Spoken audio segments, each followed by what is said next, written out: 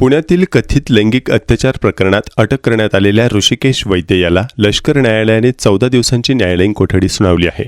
यापूर्वी त्याला 9 दिवसांची पोलीस कोठडी देण्यात आली होती। दरम्यान पुन्हा पोलीस कोठडी वाढवून देण्याची मागणी पोलिसांनी केली होती, मात्र न्यायालयाने ती फेटाळून लावत न्यायालयीन कोठडीचा आदेश दिला। पिंपरीतील काळेवाडी परिसरातून मांजरी पोलिसांनी पहाटेच्या सुमारास वैद्य याला अटक केली। गुन्हा दाखल झाल्यानंतर तो फरार झाला होता। पुणे शहर पोलिसांच्या विशेष पथकांनी आणि मांजरी पोलिसांनी संयुक्त कारवाई करत त्याला ताब्यात घेतले। तपासादरम्यान आरोपीकडून 5 मोबाईल फोन, व्हिडिओ, फोटो आणि चॅटिंगची माहिती अत्यंत महत्त्वाची असल्याचे पोलिसांनी न्यायालयात सांगितले। तसेच घटनेत वापरण्यात आलेली 4 चाकी गाडी जप्त करणे, पेनड्राईव्हसह इतर इलेक्ट्रॉनिक पुरावे हस्तगत करणे आवश्यक असल्याचे नमूद करण्यात आले। पीडित महिलेने प्रसादातून गुंगीचे औषध देण्यात आल्याचा आरोप केल्यामुळे ते औषध नेमके कुठून आणले याचाही तपास बाकी असल्याचं पोलिसांनी स्पष्ट केलं। दरम्यान सुनावणी दरम्यान बचाव पक्षाच्या वकिलांनी एक वेगळीच मागणी करत वैद्य हा धर्मगुरू असल्याने त्याचे केशवपण करू नये, तसेच तुरुंग मॅन्युअलनुसार धर्मगुरूंना मिळणाऱ्या सुविधा देण्यात याव्यात अशी विनंती न्यायालयाकडे केली। विशेष म्हणजे त्याची शेंडी कापू नये असा मुद्दाही मांडण्यात आला। नेमकं प्रकरण काय आहे ते पाहूयात।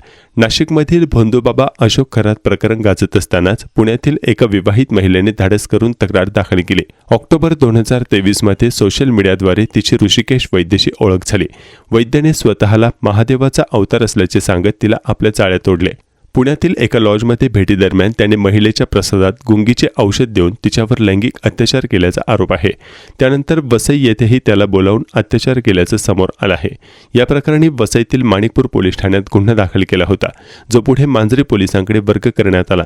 पोलिसांच्या तपासानुसार वैद्यने अशाच प्रकारे आणखी काही महिलांची फसवणूक आणि शोषण केल्याची शक्यता व्यक्त करण्यात येत असून त्यादृष्टीने पुढील तपास सुरू आहे। अनुषंगाने पहिल्या दिवशीच माननीय कोर्टाने सगळे मुद्दे लक्षात घेऊन मॅक्झिमम 10 दिवसांची पोलीस कस्टडी दिली होती आणि त्यासाठी जी कारणं त्यामध्ये नमूद केली होती त्या कारणाच्या अनुषंगाने आज पुन्हा जेव्हा त्यांना प्रोड्यूस केलं तेव्हा आम्ही एक्सपेक्ट करत होतो की इनफ पोलीस कस्टडी दिली गेलेली आहे, त्यामुळे आता ज्युडिशियल कस्टडीचीच रिमांड रिपोर्ट येईल। परंतु सरप्राइजिंगली इन्व्हेस्टिगेटिंग ऑफिसरने पुन्हा 3 दिवसांची पोलीस कस्टडी मागितली होती। अजून सरप्राइजिंगली जो रिमांड रिपोर्ट पोलिसांनी आज दाखल केला तो आणि त्या दिवशी जो केला होता गेल्या पहिल्या दिवशी हे दोन्ही रिपोर्ट आयडेंटिकल होते आणि दरम्यानच्या काळात जे इन्व्हेस्टिगेशन 10 दिवसात व्हायला पाहिजे होतं, ज्या कारणांसाठी मागितलं होतं त्यापैकी सगळेच जवळजवळ अपूर्ण अशी कारणं तिकडे दाखवली गेली। किंबहुना पहिल्याच दिवशी आरोपीकडून त्याचे सर्व मोबाईल जप्त केले गेले होते, त्यामुळे पोलीस कस्टडीसाठी काही आवश्यकता नव्हती। जो या प्रकारच्या केसमध्ये मेडिकल चेकअप जे आरोपीचं आवश्यक असतं ते ऑलरेडी या 10 दिवसामध्ये झालेलं होतं।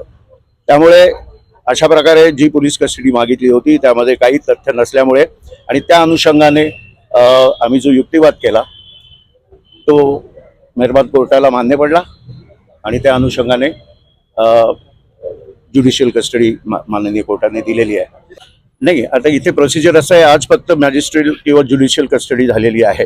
त्याच्या पुढे जामीनसाठी सेशन्स कोर्टात अर्ज केला जाईल आणि आमचा जो काही डिफेन्स आहे, आमच्याकडे जे काही तथ्य आहेत ती सगळी आम्ही आज ओपन केलेली नाही आहेत आणि आज आम्हाला ती करायची पण नाही आहेत, कारण कोर्टामध्ये सेशन्स कोर्टामध्ये त्याबद्दल आम्ही आमचं सविस्तर म्हणणं बेल अर्जामध्ये मांडू। आज फक्त सरकार पक्ष किंवा पोलीस कस्टडीसाठी जी कारणं केली होती, जी केस होती पोलिसांची, त्याच्यामधल्या ज्या त्रुटी होत्या आणि ती किती भंपक होत्या हेच मेहरबान कोर्टाला दाखवून द्यायचं होतं, ते आम्ही दाखवलं। त्या अनुषंगाने मेहरबान कोर्टाने आमचं म्हणणं मान्य केलं आणि ज्युडिशियल कस्टडीमध्ये आरोपीला घेतलं आणि पोलिसांची रिक्वेस्ट पोलीस कस्टडीची अमान्य केली।